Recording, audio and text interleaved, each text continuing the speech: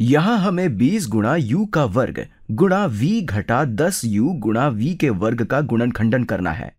और जब हमें इस तरह के द्विपद यानी बाइनोमियल का गुणनखंडन करने को कहा जाता है, यानी एक ऐसा व्यंजक जहां इस तरह के दो पद हों, तो इसका मतलब हमें इसे दो या अधिक पदों के गुणनफल में बांटना है। चलिए देखते हैं, क्या हम इसे हल कर सकते हैं। इसे करने का सबसे आसान तरीका यह है कि हम ये देखें कि क्या इसका कोई सार्वगुणनखंड यानी कॉमन फैक्टर है। तो चलिए यहां सभी पदों के महत्तम समापवर्तक पता करते हैं और फिर उन्हें विभाजित करेंगे, या हम ऐसे भी कह सकते हैं कि हम इन्हें अवितरित करके लिखेंगे। इसे हम अपने दिमाग में भी हल कर सकते हैं, लेकिन यहां हम इसे चरणबद्ध तरीके से हल करेंगे।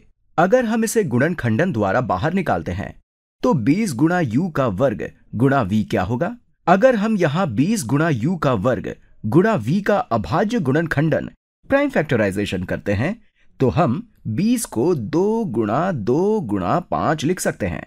ये 2 गुणा 10 मतलब 20 ही है, और u के वर्ग को हम u गुणा u और फिर यहां एक v है, तो यहां हमने 20 गुणा u का वर्ग गुणा v को प्राइम नंबर्स और u और v के प्रोडक्ट के रूप में लिखा है।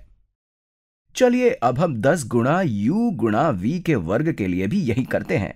यहां हम ऋणात्मक चिन्ह लगाते हैं ताकि इस व्यंजक में कोई परिवर्तन ना हो। अगर यहां हम 10 को अभाज्य गुणनखंड के रूप में लिखें तो ये 2 गुणा 5 होगा। फिर हमारे पास u गुणा v है। चलिए हम इसे भी यहां लिख देते हैं। अब यहां इन दोनों पदों का महत्तम समापवर्तक यानी ग्रेटेस्ट कॉमन फैक्टर क्या होगा। चलिए देखते हैं। यहां दोनों पदों में 1 2 है और इसे दर्शाने के लिए हम यहां घेरा बना देते हैं। यहां दोनों के पास 1 5 है, एक यहां और एक यहां पर, और दोनों के पास एक u है, एक यहां और एक यहां पर। यहां 2 u है लेकिन यहां एक ही है। इसी तरह दोनों के पास कम से कम एक v है, एक यहां और एक यहां पर। तो इसका महत्तम समापवर्तक 2 गुणा 5 गुणा u गुणा v होगा।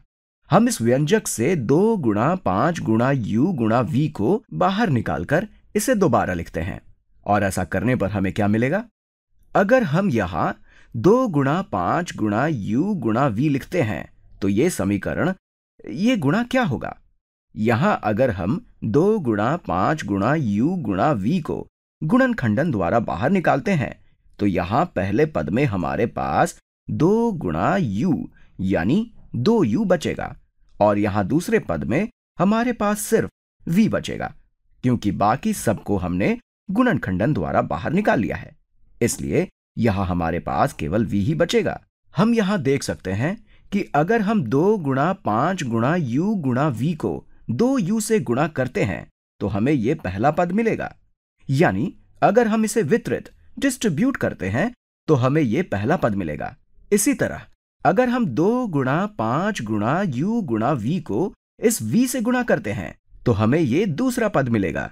इसलिए यह व्यंजक और यह व्यंजक बिल्कुल समान है। चलिए अब हम इसे सरल करते हैं।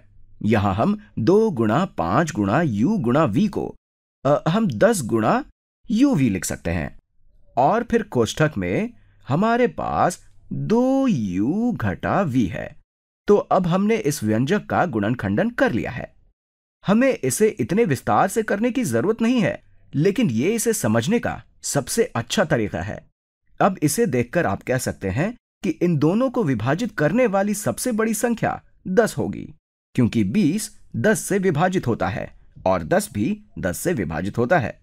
यहां हम देख सकते हैं कि इन दोनों में एक u और एक v कॉमन है। तो चलिए हम 10 गुणा uv को गुणनखंडन द्वारा बाहर निकालते हैं, और फिर अगर हम इसे 10 गुणा uv से विभाजित करें तो यहां हमारे पास 2u बचेगा। इसी तरह अगर हम इसे 10 गुणा uv से विभाजित करते हैं तो यहां केवल v बचेगा। यह इसे हल करने का दूसरा तरीका है। चलिए हम इसे इस तरीके से भी हल करते हैं। ध्यान दीजिए, यहां इन दोनों को विभाजित करने वाली सबसे बड़ी संख्या 10 गुणा uv है, और यह गुणा कोष्ठक में 20 गुणा u का वर्ग गुणा v बटा 10 uv घटा 10 u गुणा v का वर्ग बटा 10 uv होगा, तो ये व्यंजक और ये व्यंजक स्पष्ट रूप से बिल्कुल समान है।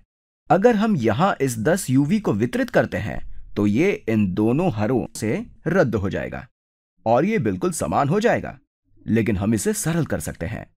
तो हम कह सकते हैं कि 20 बटा 10 केवल 2 होगा और u का वर्ग बटा u केवल u होगा। इसी तरह v बटा v केवल 1 होगा और 10 बटा 10 1 होगा। यहां u बटा u 1 होगा और v का वर्ग बटा v केवल v होगा। तो यहां हमारे पास 10 uv गुणा कोष्ठक में 2u घटा v बचा है, यानी दोनों ही तरीकों से हमें समान उत्तर मिलता है।